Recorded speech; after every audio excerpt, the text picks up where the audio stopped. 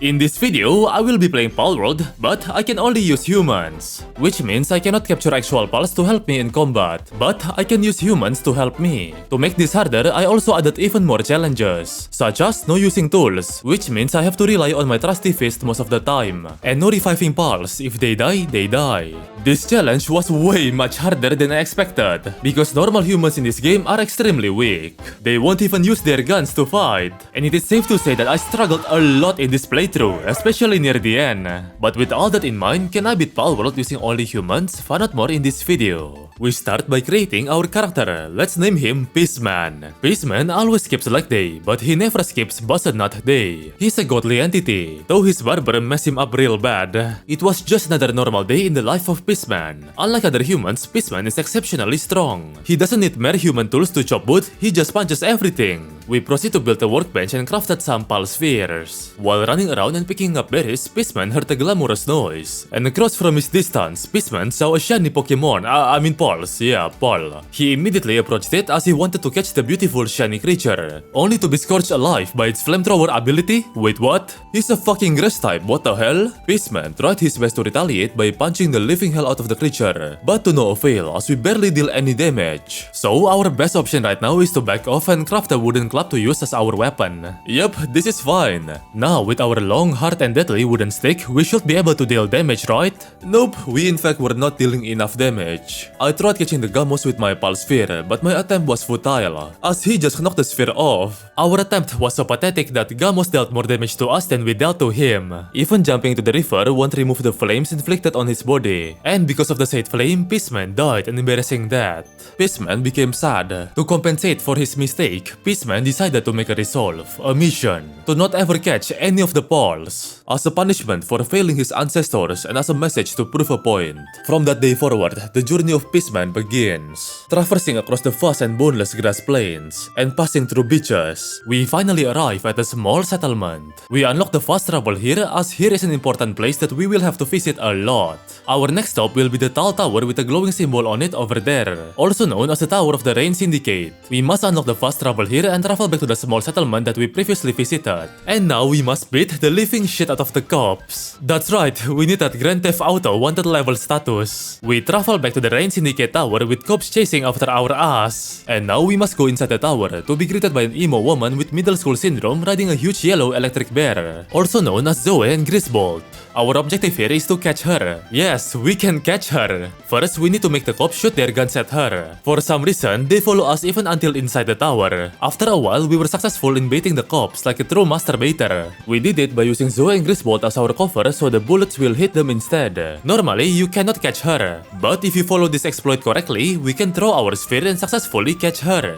Yep, we just caught a human. Write that down, Nintendo. To leave this place, we can wait for the timer, or we can just basically in-game ourselves. As we've respawned, we indeed have captured Zoe and Griswold. They're in our party now. Yep, full-fledged, complete with a human. So technically, it doesn't count as a pole because there is a human riding on it. The most insane part about this is that the pole also retains the boss HP. So yes, this bear has over 30,000 HP. Let's name this absolute unit Peace Emo Bear. That's a fitting name for her, and the damage of this yellow bear isn't too bad either. It is not insanely powerful, but hey, it is solid. I also invested all my stat points I gained from leveling up into stamina, a very important stat that we need in this journey. You'll see why soon. I proceed to pick up all the loot I dropped when I died, and now with our newly captured bear, we should be ready to embark on an adventure once more. Along the way, Peaceman saw a nearby camp filled with criminal syndicate thugs. Immediately, he knew what to do as he returned Peace Emo Bear back to her sphere. He pulled out a pulse sphere and threw it to one of the syndicate thugs. Yes, we can catch this human syndicate thug. Why? Because why not? It'll be funny. I genuinely don't understand why this guy is so hard to catch. I couldn't make this up if I wanted to, but on our last sphere, we were able to successfully capture the level 5 syndicate thug. I am sorry, little one, but we must abandon you to continue this journey. As the morning set in, we passed through the sealed realm of the Frozen Wings. Inside of it, we encounter a huge penguin boss, also known as Pen King, a perfect test subject for our thug syndicate. Will he prove his worth, or will he just be another trash? Never mind, a newborn baby could deal more more damage than him. I tried beating the penguins to death with my long wooden stick, but looks like Pancake isn't too happy about it. It's time for round 2. Let's murder the babies first before we attack their mother. Okay, maybe let's not beat up Pancake for now. We should get stronger first. I'm going to release my pent-up rage on this innocent villager. What could possibly go wrong? Yeah. Damn, our Zoe and Griswold is destroying the Tug Syndicate camps left and right with no signs of stopping. Things are going pretty amazing. Until a random gigantic queen people sent her terrorist army of self-destruction to explode our organs. And finally, after a really long walk, night turns into day. And we've arrived at the waterfall below the next place that we must visit. It is that Syndicate tower over there. And gonna lie, the scenery is beautiful over here. We must climb the waterfall cliff to get to the tower. Wait, why are we freezing? But the cold is not an obstacle for us, as Peacemen do not mind the cold. For the cold is just another illusion of the human mind. Bruh, our health is rapidly decreasing.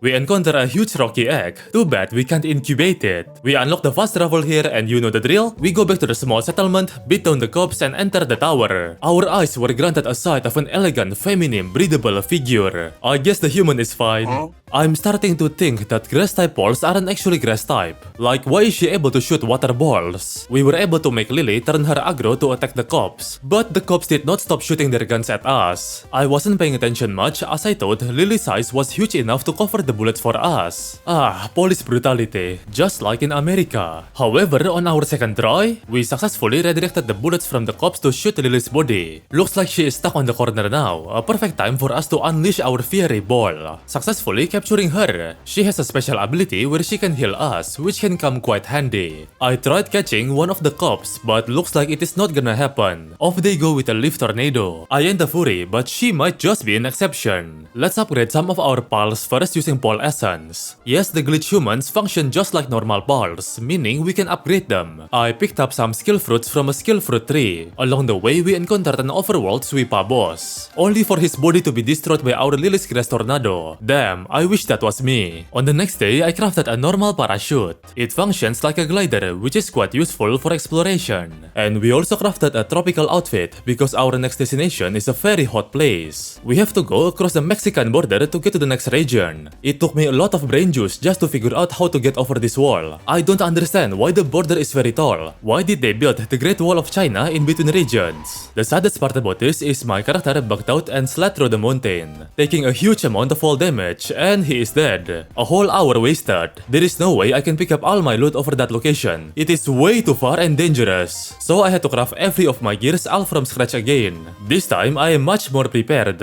Instead of climbing the mountain, I went around the mountain. Along the way, I found a dungeon. It's a level 41. Hell nah, ain't no way I'm doing that. It looks like we went in the right direction as we've arrived in the volcano region. I found a suspicious mineshaft and I was feeling adventurous, so I entered it, only to be warmly greeted by a level 49 Crust Tyrant Blazamut. There is a chest over there behind the Blazamut and my greedy goblin arse wants it. So I tried crouching and sneaking around the Blazamut in hope of not waking him up. I was so close to reaching the chest and he woke up. It was a bad idea. I panicked and started running. My level 14S is not facing a level 49 boss. The ground beneath me started erupting lava, but luckily we were just right in time to escape the mineshaft. That was close. As soon as I got out, I was just checking my inventory, but some random NPC burned me alive with his flamethrower from behind me, resulting in my death. Truly phenomenal. Near the place I respawned, I found a dungeon. The boss of the said dungeon was just a level 12 woodler. Needless to say, our Lily destroyed him without breaking a sweat. Now we have to craft the tropical outfit and climb the obsidian mountain all over again. The grind simply never stops. I thought that black lava over there was solidified like obsidian, and only one way to find out. Yeah, it was in fact not solid. Truly phenomenal. Bro, these Toko terrorist birds are scary as hell. They literally self-destruct themselves as a form of self-defense. I almost got my ass blown away by one of them. I better not mess with them. Along the way, I also killed a few bosses like Chillet, a long and cute, blue-colored, furred-looking pal. Learning from my mistakes, this time I unlocked the fast travel here first. Near the fast travel, there was a herd of flambelle with a shiny one among them. I really wanted to catch her, but we gotta stay true to our mission. Before we progress further, I wanted to test out my damage. So I went to the first range Syndicate tower to fight Zoe and Griswold. Palworld. Two humans fighting each other, and gonna lie, I feel like a cock watching from the corner. Looks like Leaf Tornado is the best damaging ability in Lily's arsenal as it deals the highest damage per second. It took us around 5 minutes to be able to beat Zoe and Griswold. Honestly, a bit longer than what I was expecting. I tried catching a wandering merchant NPC, but no matter how many balls I threw, he just won't get in. This guy was very frustrating to deal with. It has gotten so bad that the cops were involved, so I committed Toaster in the bathtub because I am not letting them cops take my virginity. Our objective now is to get to the next Syndicate Tower. I tried using the rocket jump glitch by catching a ball and climbing on top of the sphere, but looks like the glitch is not working for me. So looks like we have to do it manually by climbing the mountains. Needless to say, it was a really long climb. This is why I said the stamina stat was very important to level up. I think I spent around an hour just climbing this mountain alone, so you guys better subscribe to ease my pain. Please help me get to 300k, it will be very meaningful. And finally, we reached the top of the mountain where the third Syndicate Tower is located. And you know the drill, we beat up some random cops, teleport back and enter the tower.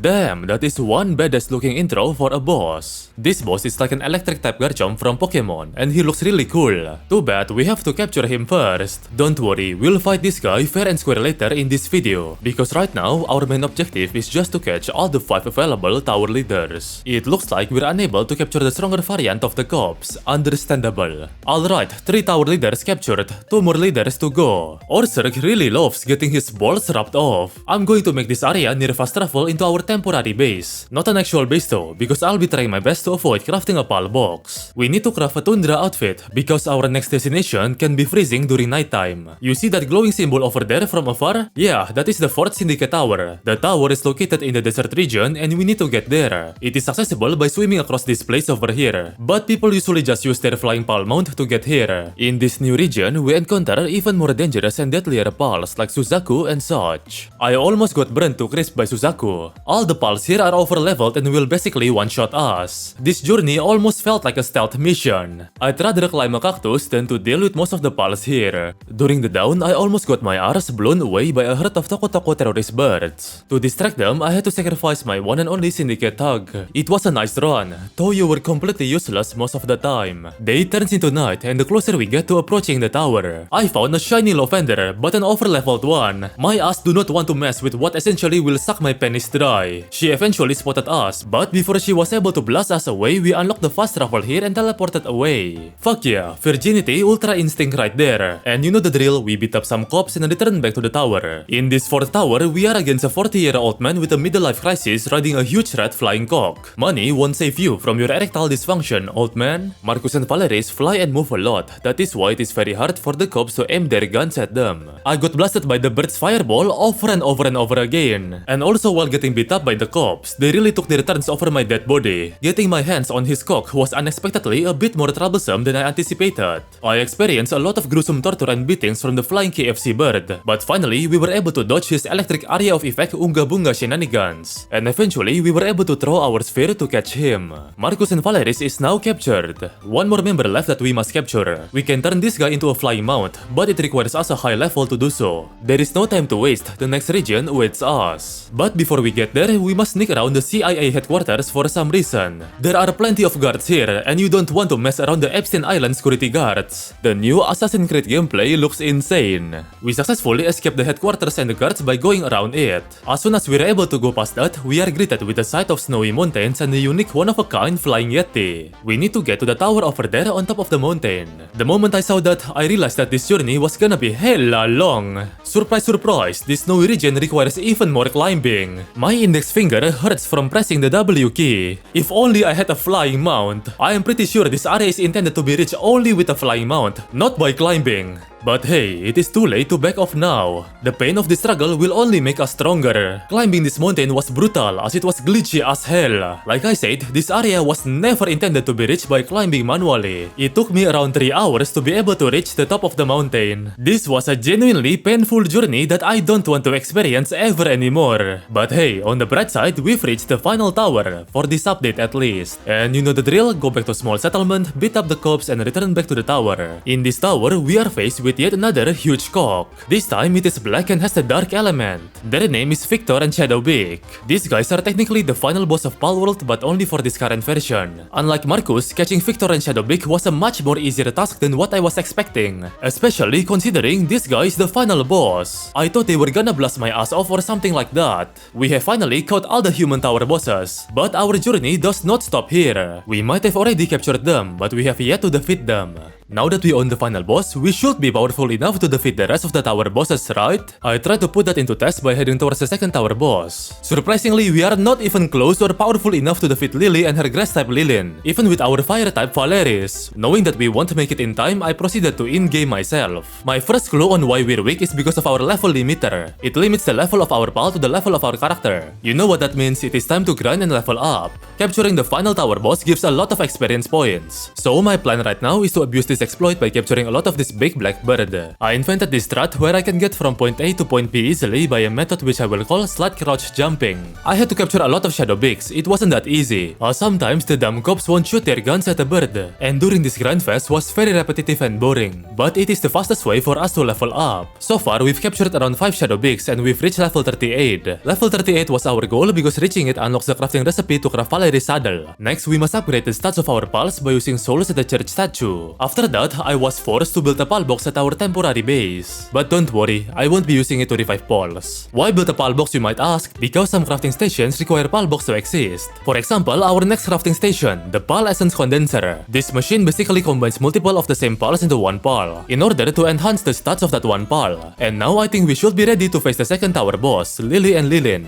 Since she is a grass type, our Marcus and Valeris, which is a fire type, should be able to do an easy job of taking care of her, right? But the numbers said otherwise. Let's just say that the battle lasted way longer than what I was expecting. I was really worried that the battle timer will run out, but I had faith in Marcus, as I believe this corrupt erectile dysfunction old man is able to unleash his fairy cock to spread his flames all over Lily's body. The timer reached below 1 minute and my heart was beating like crazy, not because of the fight lasting way too long, but because I was holding my peace. And at last, a single fireball from Valeris landed just right in time to be able to finish Lily off. It is official, we have now defeated the second tower boss. Did you know players can give head to the human by petting them? Well, I did not know that. My intentions were pure, yet I received such haram behavior. Let's just say that it's a good thing that we can sell dead human bodies to the pal merchant. Our main priority now is gathering materials to craft Valeri's saddle, which includes stuff like slaying pals, conquering dungeons, and tons of mining. Remember, this is a no-tool run, so we couldn't use our pickaxe or tools to help our grind. While exploring around, I found out that there is a small city in the middle of the desert region. In here, there are 3 merchants located close with each other. One of the merchants sells musket and various ammunitions. This guy will be super useful once we get a gun later. We also get to encounter a black merchant NPC located near the town. Why is our tax syndicate here? At our temporary base, while crafting some stuff, I met a wandering merchant NPC. This guy was practically begging for us to capture him. So yes, I did capture him. After that, we made a few essential crafting stations, such as improved furnace, so that we can craft more advanced stuff like refined ingots. Having access to refined ingots allows us to craft the saddle we need to ride Valeris. And at long last, we are now able to ride this huge flaming cock. Having Valeris as our flying mount is extremely handy, as now we are able to get to places we weren't able to reach before. Not only that, using his ability deals damage to interactable objects, meaning we could mine stones and chop wood with it. This fact alone is such a huge time saver and will prove to be very helpful in gathering resources. While exploring the world, we pass by a harbor with a handful of merchants and NPCs that we can interact and buy stuff from. The merchants in the desert city sells better stuff though. We gathered enough resources to be able to craft iron ingots, which are the main components of crafting a handgun. That is right, now we own a gun. Feeling confident, I decided to test this gun out against the third tower boss. I thought having a gun would be sufficient enough to take down Axel and Orserk, but we were not dealing that much damage. And the cherry on top of the cake, I forgot to bring enough ammunitions. I did not expect that huge jump of a difficulty. This boss is an absolute tank. We were successful in taking taking our Zerg down to a quarter of his HP. Therefore, we do have a fighting chance against him. But still, in the end, we are nowhere of being close to be able to defeat the third tower boss. Knowing that, our best bet is to upgrade our Shadow Beak, since this bird has a wide variety of Ice-type moves, and our Zerg, which is a Dragon type, is weak to Ice-type moves. You know the drill, we have to capture even more Shadow Beaks, specifically 16 more. That is the amount we need to upgrade him to the second star level. The grinding in this challenge is simply just insanity. We also need to level up our character to unlock various technology blueprints. But since we are already at a higher level, we require higher XP to be able to level up, to a point where it requires us to capture multiple Shadow Beaks to gain a single level. After an intense grinding session, we were able to capture all 16 of them, successfully upgrading our Shadow Beak to second star. I eventually reached a high enough level to be able to craft the sword.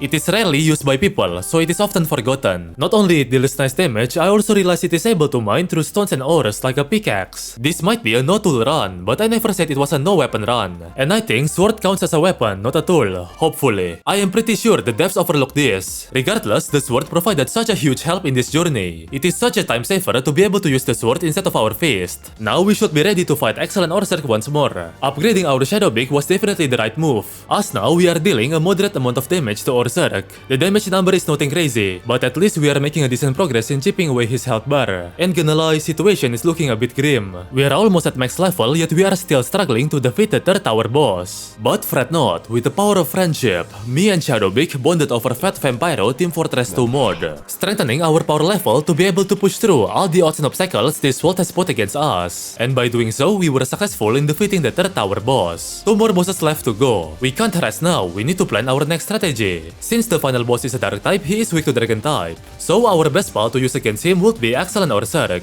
And second, we have to craft a better gun. Luckily, while I was exploring the world, I met a Blazamut we were scared of during the early parts of this playthrough. Remember the chest we saw earlier? Turns out it contained the assault rifle blueprint.